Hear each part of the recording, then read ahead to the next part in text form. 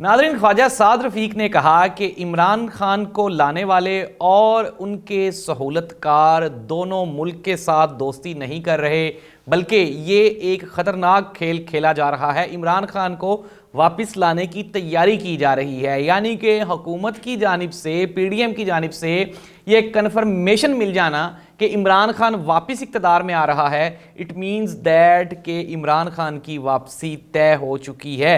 वो लोग जो ये कह रहे थे कि इमरान खान की वापसी नहीं होगी, वो कहाँ जाएंगे और उनका सियासी मुस्तकबिल क्या होगा, इमरान खान को इक़्तिदार में कौन लेके आ रहा है, ये हम बताएंगे आपको आज के प्रोग्राम में।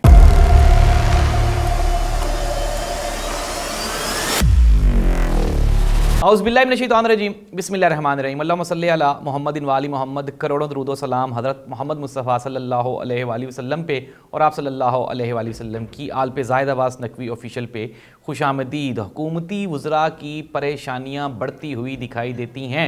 ख्वाजा साद रफ़ीक ने मीडिया से गुफ्तगू करते हुए कहा कि इमरान खान और उसके सहूलतकार इमरान खान को वापस इक़्तिदार में ला रहे हैं, जो कि मुल्क के लिए शदीद ख़तरनाक है।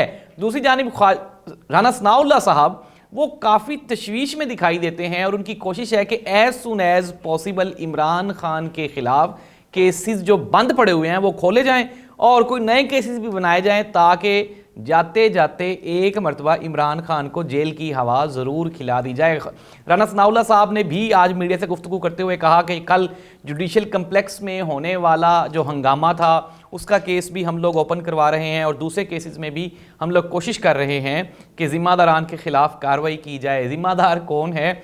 इस वक्त तमाम तर हालात का एक ही शख्स को ज़िम्मेदार करार दिया जा रहा है और यही PDM की पॉलिसी थी जिसने उसको 10 महीने में शदीद नुकसान पहुंचाया। इमरान खान और इमरान खान। लेकिन इमरान खान हर हमले से और हर साजिश से महफूज रहा, बल्कि उसकी साबित कदमी और मेहनत ने यह साबित कर दिया कि जीत हमेशा साबित कदमी से ही होती है। और हमने फिर देख लिया कि सुप्रीम कोर्ट में चाहे वो जेल भरो तहरीक हो या फिर कोई एहतजाज हो, पाकिस्तान तहरीक इंसाफ आपको ग्राउंड में खड़ी हुई दिखाई दी। और यही वजह है कि सुप्रीम कोर्ट ने ऐलान कर दिया कि 90 रोज़ में इलेक्शन होगा। दूसरी जानिब हुकूमती ओहदेदारान उनका ये कहना है कि ये फ़ैसला एक वन साइडेड है, एक तरफ़ा है।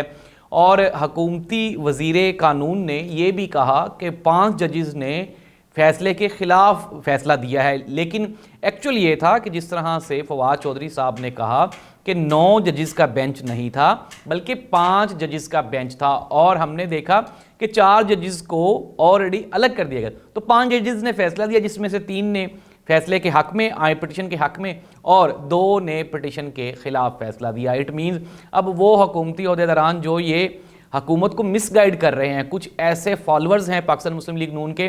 फिर वही वाली बात होती है कि पाकिस्तान मुस्लिम लीग नून और उसके हामी मिठाई खा लेते हैं, लेकिन बाद में उनको वो मिठाई बाहर निकालना पड़ती है। इस मतलब अभी समझ नहीं लगी और फ़ैसला नून लीग और PDM के ख़िलाफ़ था, लेकिन गलत फहमी की बुनियाद पे वही लोग जो कि मियाँ मोहम्मद नवाज शरीफ साहब को चकमे देते रहे हैं, जो कि मरीम नवाज़ को झूठी तसल्लियाँ देते रहे हैं, उन्होंने एक मरतबा फिर नून लीग और उसकी हामी जमातों को नुकसान पहुँचाया है।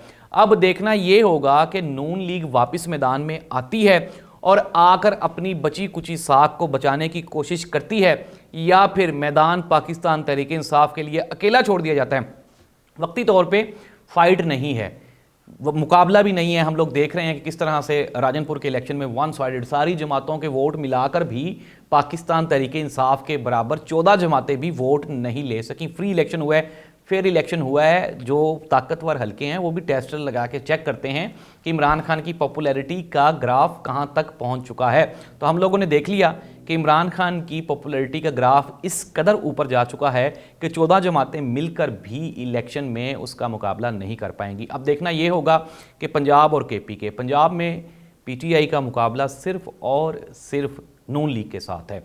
पीपल्स पार्टी ने ये जो इलेक्शन हुआ राजनपुर में काफ़ी वोट लिए, but it doesn't mean that कि सेंट्रल पंजाब में पीपल्स पार्टी का कोई वजूद नहीं है। वहाँ पे साउदर्न पंजाब में पीपल्स पार्टी के वोटर्स या सपोर्टर्स थे और वो 2-4 हलकों में ही हैं जहाँ पे इंडिविजुअल वोट हैं। पीपल्स पार्टी का पंजाब में वजूद बिल्कुल ना होने के बराबर है। 1-2 सीट्स पे कंपटीशन होगा, पीपल्स पार्टी ऊपर भी आएगी नीचे भी जाएगी, लेकिन मुकाबला नून लीग और पाकिस्तान तहरीक इंसाफ में होगा, जिसमें हमने देख लिया कि ज़िमनी इंतखाबात में से भी 90% जो रिज़ल्ट था, इवन के इंक्लूडिंग लाहौर में पहली मरतबा पाकिस्तान मुस्लिम लीग नून को इस कदर शदीद इबरतनाक शिकस्त का सामना करना पड़ा।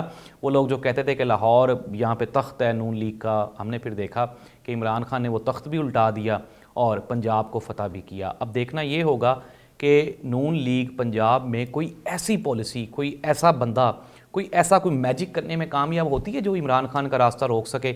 वक्ती तौर पे कोई ऐसी पॉलिसी दिखाई नहीं देती। 5 रुपये पेट्रोल सस्ता करने से आप इमरान खान का रास्ता नहीं रोक सकते। हालात बेहतर करना होंगे अगर आप चाहते हैं कि लोग आपको वोट दें। अब टाइम नहीं है। वो जो पीडीएम का एक खदशा था कि हमें टाइम मिल जाएगा, शायद कोई 1 साल मज़ीद आगे चला जाए इलेक्शन, तो वो आज बात ख़त्म हो गई। अब आपको you will have to come in the election. अब इलेक्शन में तो आना पड़ेगा ना। अब लड़ाई क्या है कि पीडीएम इलेक्शन में ही नहीं आना चाहती, जबकि पीटीआई की ये कोशिश थी कि इलेक्शन हो। अगर पॉपुलैरिटी पीडीएम की या हालात अच्छे होते तो फिर पीडीएम ने भी कहना था कि इलेक्शन करवाएं।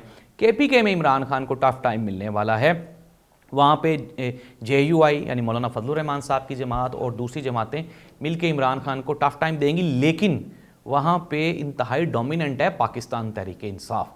90% सीटें वहाँ पे सिक्योर हैं पाकिस्तान तहरीक इंसाफ की। और लोग जिस तरह से पेशावर में गुज़श्ता रोज़ इमरान खान की जेल भरो तहरीक में निकले हैं, तो वो सबूत है कि केपीके सिक्योर है ना। इट मीन्स कि केपीके भी गया पीडीएम के हाथ से और पंजाब भी गया। आने वाली हुकूमत, ये हुकूमती वज़रा कह रहे हैं कि इमरान खान की होगी। अब देखना यही होगा कि ये जो मामलात तय पा रहे हैं उसमें इमरान खान की हुकूमत किस तरह से बनती है और उसका सियासी मुस्तकबिल क्या होगा। क्या इमरान खान, अब सवाल ये है, कंपटीशन इमरान खान का इमरान खान के साथ है, या तो 2/3 अक्सरियत जो कि इमरान खान की डिमांड है, और अगर सादा अक्सरियत मिलती है तो ये भी इमरान खान के लिए शिकस्त ही है, क्योंकि इमरान खान को रिक्वायर्ड है 2/3 अक्सरियत। अगर इमरान खान 2/3 अक्सरियत से ज़्यादा पावर के साथ आएगा तो ही डिलीवर कर पाएगा, वरना फिर हालात वैसे के वैसे ही रहेंगे जैसे गुज़श्ता 3.5 साल रहे थे।